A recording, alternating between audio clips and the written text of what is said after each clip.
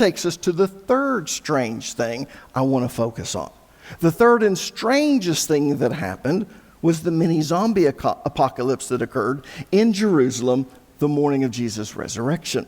Turn with me, if you would, to the book of Matthew, chapter 27, verses 51 through 53, and I'll show you what I'm talking about. I remember the very first time I ever read this. I read this in my Granny Riddell's Bible, and I asked her what it meant, and she said, "I don't know." Here's what it says. At that moment, the veil of the temple was torn in two from top to bottom. The earth shook, the rock split. Certain tombs broke open, and the bodies of many saints who had died were raised to life. And the bodies of many saints who had died were raised to life. They came out of the tombs after, not before, after Jesus' resurrection.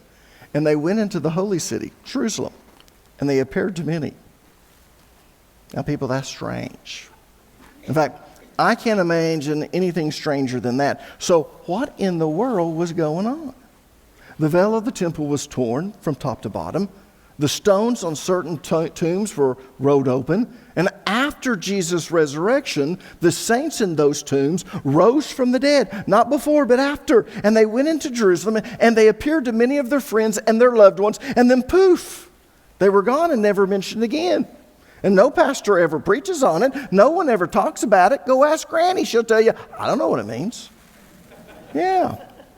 Now, here's what's interesting. Only Matthew records this happening. And you want to know why? It's because his book was written to the Jews. If you remember, Mark's gospel was written to the Romans. Luke's gospel was written to a broader Gentile audience. And John, his gospel was written to the world. It was written to everyone. But the gospel of Matthew was specifically written to the Jews. And only a Jew would have understood the significance of what happened that morning and what it signified. In other words, the reason Matthew is the only one who wrote about those things is because only a Jew would have understood what happened and why it happened. Yeah. If you weren't a Jew, you wouldn't have a clue as to why that took place. That's why when we read this, it makes no sense at all. We're Gentiles. All we know is that when Jesus was resurrected that morning, some really weird things happened and it got kind of freaky. Yeah. So what did Jesus know that we don't? What did the Jews know that we don't? Well, it all goes back to the Feast of First Fruits, which is one of the 7 feasts of the Lord. How many of you know what the 7 feasts of the Lord are? There are 7 feasts that every Jew was required to attend 3 times a year.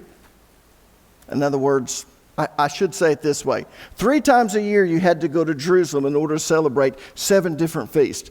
And the reason there were 7 feasts, but you only went 3 times, is because the spring feasts were 3 feasts in one, and the fall feasts were 3 feasts in one.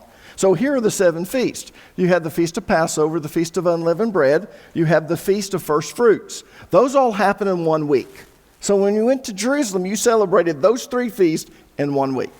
50 days later, you celebrate the Feast of Pentecost. That's number 4. And then in the fall, you come in and celebrate the Feast of Trumpets, the Feast of the Great Day of Atonement, and the Feast of Tabernacles. Altogether, that is 7 feasts. Now, if you remember, the main purpose of the Feast of the Lord was to provide a prophetic picture of what the Messiah would do. So let me show you how the Jews celebrated the Feast of First Fruits and how Jesus fulfilled it as the Messiah, because these feasts are prophetical. Yeah. The spring feasts are prophetical of Jesus' first coming, and the fall feasts are prophetical of Jesus' second coming. But let's look at how they celebrated the Feast of First Fruits. On the day of Passover, after the last lamb was sacrificed, the high priest and his entourage would cross the Kidron Valley, and they would walk up the Mount of Olives to a small barley field that the Levites had planted just for this event. And they squeezed stalks of barley together, and they tied a cord around them, making 10 sheaves of barley. But they didn't cut them. Those 10 sheaves were being marked as the first fruits. They were the sheaves that were going to be offered to God in the temple on the day of the Feast of First Fruits.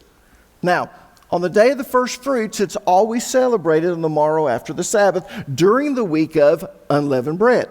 Just keep that in mind. Now, the scripture tells us that about the time they were tying the sheaves, there was an earthquake.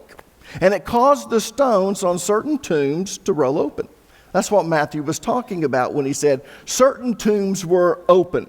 And I'm sure that when that earthquake happened, they must have stopped for a second as they felt the tremors. But when it ended, they finished what they were doing. So, after the first fruits were marked, the high priest and his entourage, they went back to the temple and they ate their Passover meal.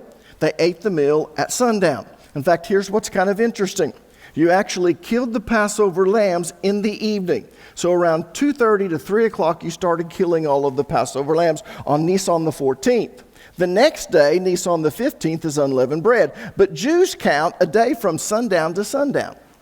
So you killed the Passover lamb in the afternoon, you took it home, you put it over a fire to roast, but it wasn't done until the sun went down. So you actually ate the Passover lamb on the Feast of Unleavened Bread.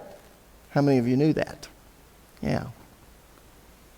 And so, the priest and his entourage came back from the Mount of Olives. They marked those sheaves that were going to be cut for first fruits. They came back, they ate their Passover meal, and then Friday passed, and Saturday passed. And about an hour before the sun was supposed to rise, on the first day of the week, it was time to harvest the bikurim, the first fruits. And about an hour, and so the first fruits. Now, because the first day of the week during the Feast of Unleavened Bread is when the Feast of First Fruits was celebrated, they actually wanted to make sure that they got there so that they could actually present this to God as soon as the sun was coming up. So the high priest and entourage went back to the very same barley field on the Mount of Olives, and it was usually around 5 to 5:30 in the morning before the sun came up. So you've got about an hour to 45 minutes before the sun comes up.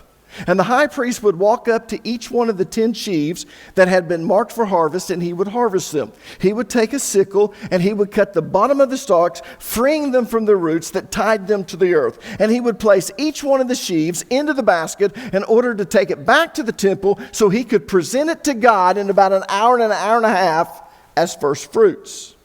And at the same time the high priest was harvesting the first fruits, Jesus was resurrected. So think of it like this. As soon as the high priest took the sickle and he swung back, as soon as his sickle hit that first sheaf, the stalks of the first sheaf, at that moment, Jesus came alive. Yeah. So at the same time the high priest was harvesting the first fruits, Jesus was resurrected. But not just Jesus. Look back at Matthew chapter 27, verses 51 and 53 again. At that moment, the curtain of the temple was torn in two from top to bottom. The earth shook, the rock split, and the tombs broke open. The bodies of many holy people who had died were raised to life. They came out of the tombs after Jesus' resurrection. And they went into Jerusalem, and they appeared to many people. So after Jesus was resurrected, many people who had died were raised to life, and they came out of the tombs, the same tombs that had been marked earlier. Remember the earthquake? When they were on their way to mark the sheaves? The earthquake marked the tombs of those who would be offered to God as first fruits of the resurrection. Those who would be resurrected with Jesus and taken with him to heaven as the first fruits of the resurrection. But I'm getting ahead of myself. Let me get back on track. Now, after the first fruits were harvested, the high priest took them back to the temple to prepare them for the offering of the Lord. You didn't just prepare them. You didn't come in and wave it before the Lord. You did that with some of them, but others you had to prepare. So there was a period of time between the harvesting of the first fruits and the offering of the first fruits to the Lord. About an hour and a half from the time they harvest them to the time they actually had them prepared, and now the high priest is ready to offer the first fruits to the Lord. There's about an hour and a half of time. And that's why when Mary saw Jesus, he said, "Don't touch me, for I've not yet ascended to my Father." In fact, Jesus did not ascend until it was the designated time for the priest to offer the first fruits to the Lord in the holy place. In fact, at exactly the time the high priest was offering the first fruits to the Lord in the temple, Jesus ascended to offer the first fruits of the resurrection to God in the temple in heaven. So, there was this small window of time from when Jesus was resurrected to when he ascended to heaven with the first fruits of his harvest to offer them to God. There was about an hour and a half. That's why many of the saints who were resurrected, they had time to go into Jerusalem and appear unto their family and friends. But shortly after that, about an hour and a half later, they ascended with Jesus to the throne of God, where Jesus presented them to God as the first fruits offering, the first fruits of the resurrection. He also took the souls of the saints who were in the bosom of Abraham to heaven.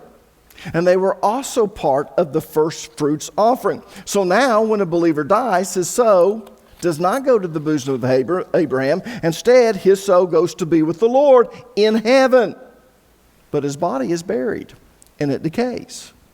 But at the final harvest, the bodies of all the saints will be resurrected and will be reunited once more with their soul. And when will that happen? At the rapture.